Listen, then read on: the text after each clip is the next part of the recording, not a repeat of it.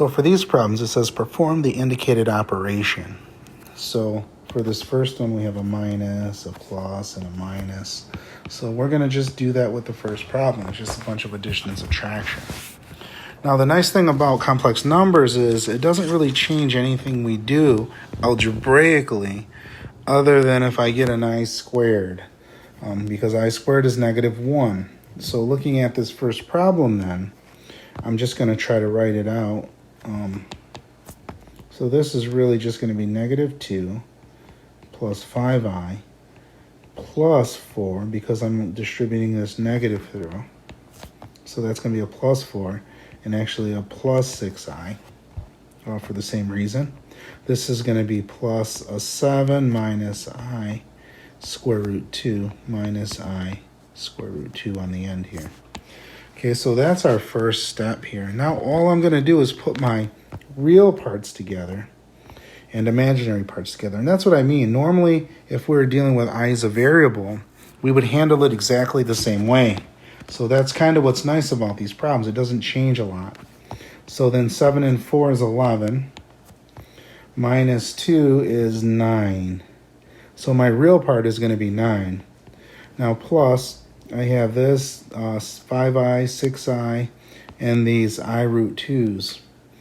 So we're going to handle those other pieces first, the 6 and the 5. And that's going to give us 11i straight away. And then for the other, it's going to be minus 2i square root 2. Now, since these both have I in them, we should write the imaginary part together. So the b isn't just 11i, but in essence, the way you can look at it is I'm going to factor an I out of both of these. And that would be one way to see it. So then my final answer would be 9 plus, and I would write the 11 minus 2 square root 2 I. Because in essence, I'm just factoring the I out of both of those terms. And that's what we end up with for this final answer. Okay, now for the next one. The next one here is just triple multiplication. This throws people off a little bit because we have more than 2. Excuse me. So anyways, so what I'm going to do first is I'm going to just multiply these two together. And it doesn't matter the order because multiplication is commutative. So I'm just going to multiply the second 2 together first. So this is a FOIL here. So nothing changes as far as just because it's a complex number. It's going to do something special. The only thing it does differently is when I end up with an I squared. But anyways, we're just going to take that first term. That's going to be not a 2, but a 4, because 2 times 2 is 4. And the next one is going to be minus 6i. So again, we would multiply just like we normally multiply. If I had like a 3x here, I would multiply the 2 times the 3, and that would be 6x. So this isn't any different here. So now for the third term, that's going to be a plus 6i. And then the last term is going to be a negative 9i squared. Do you see when I multiply x times x, I get x squared, right? So when I multiply I times I get I squared. So no difference as far as algebra. So far, okay. So now what we normally do now is combine like terms, right? So that's all we're going to do now is just combine these like terms. So I see this I and this I together. And you're right by saying, hey, I can't combine that with them because that's an I squared. So again, it follows the same pattern as algebra. So positive and negative 6 are going to cancel each other out. So I get a 0 there. So that goes away. So all I have here is 4 minus 9i squared. And we know I squared is actually -1. And keep in mind also, what is my operation between the 9 and the I squared? It's times. So really what we're saying is we have -1 times this 9. So I don't know how you want to do this part, but this is really 4 minus -9. I don't know if you want to just take the -9 too with it and just say, hey, that's going to be a plus 9. That's okay too. Find a way to make it happy for you. So this is really just 4 plus 9. And 4 plus 9 is 13. Now don't forget about this. We had this I that we didn't deal with in the beginning that we're supposed to times by it too. So now this is what we have. We have I times 13, and because all of this together here is 13. So now our final answer then is 13I. There's our second answer. Now for our third answer here. This one's a little different. This is a strange little beast here. And what I mean by that is, how do I divide here? Division's a little strange here. I don't just take it and say, oh, long division. No, we want to get away from that, don't we? What we'll do here is we'll use this idea of what we call a conjugate. So a conjugate, if I have the number A plus BI, then the conjugate of this would be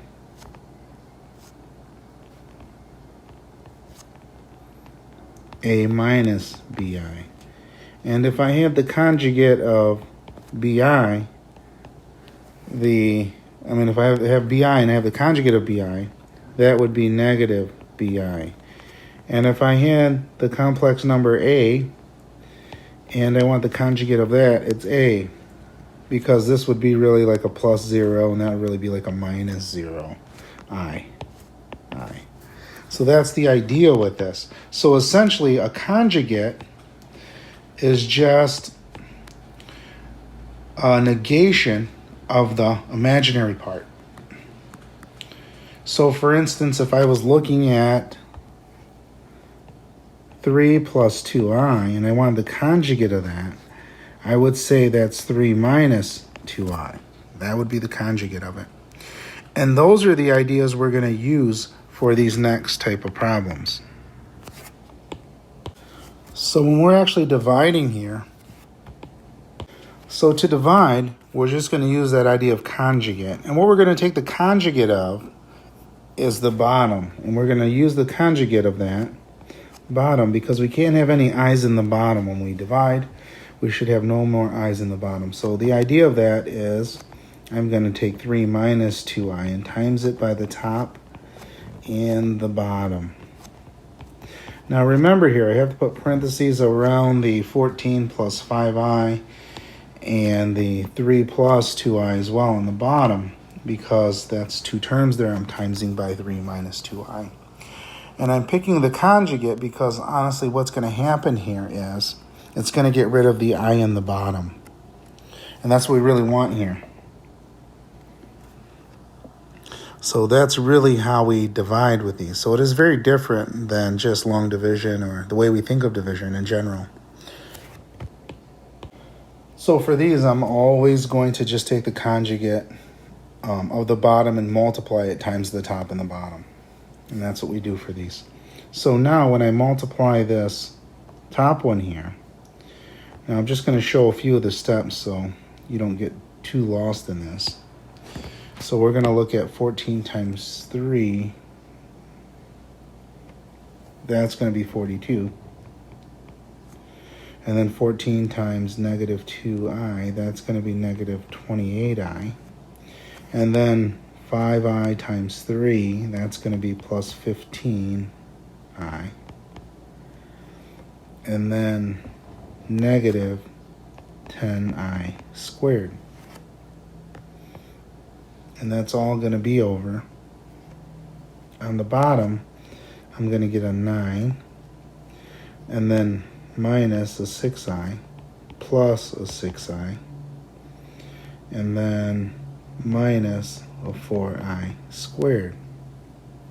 Okay, and that's going to be the bottom. Now we're going to simplify these more, of course. So then for the top now, I'm going to put together what I can. And I do realize that this 10i squared is really negative 10 because I squared is negative 1. And then I have a minus here. So I'm just going to say plus 10. So now that's going to be 42. And I can put those together. And those are going to give me negative 13i. And like I said, plus 10. Then on the bottom here, those cancel out the negative 6i plus 6i. and I'm going to get a 9. And for this piece right here, that's 4i squared. I squared is -1. So -1 times a -4 is going to be a +4. Okay, so then for the next part of this, I can put the 42 and the 10 together. That's going to be 52 minus 13i over, and then 9 plus 4 is 13. So there's our answer for the third one. All right, now for the last one here. Again, no difference. We're looking for the conjugate of 9i, so I'll say the conjugate of 9i. Remember, it's always the bottom there. -9i. So -9i for the top. So then that's going to result in -45i over, and on the bottom I'm going to get -81i squared. So then when I deal with this bottom here, I squared is -1. So -1 times -81 is 81 over -45i. I know right away you look at those two negatives and say, oh, let me cancel them. No, don't. Because what happens here is that's going to turn out to be a positive number down there. And that's why we picked the conjugate for these individuals even. And the nice thing about that is we don't have to worry about getting a negative later on, because we would once I simplify this piece. So always just wait. And then 45 over 81, I see that they have factors that are the same in those, so we can reduce this now. So they both have a 9 in there. So really this is -5i over 9. So again, never forget to reduce when you're done. Any fractional answer, if we can reduce it, we should reduce it. So there's our answers.